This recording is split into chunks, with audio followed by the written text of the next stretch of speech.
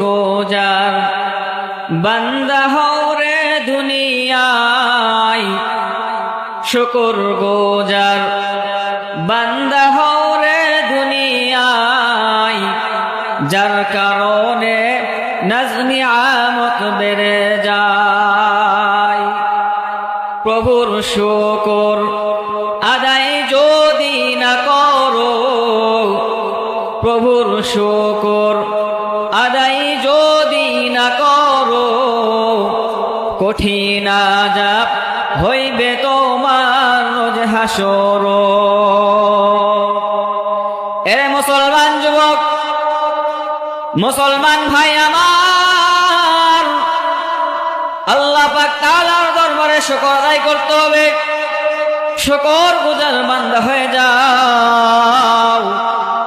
আমরা আল্লাহ পাক তাআলার দরবারে শুকর আদায় করি না, আমরা দুনিয়া দুনিয়া করে পাগল হয়ে যাই।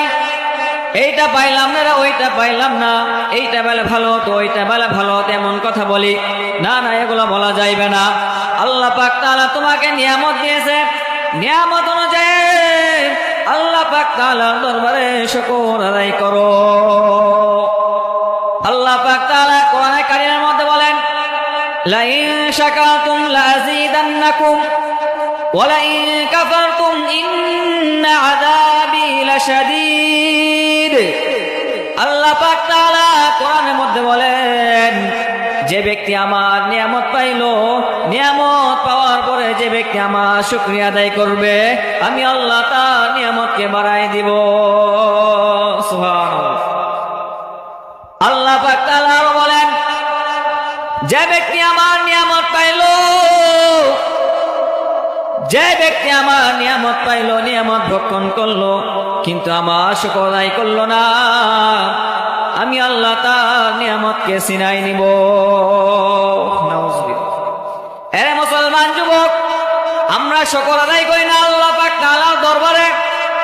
না না, সর্ব অবস্থায় আল্লাহ পাক তাআলার দরবারে শুকরিয়া আদায় করতে হবে।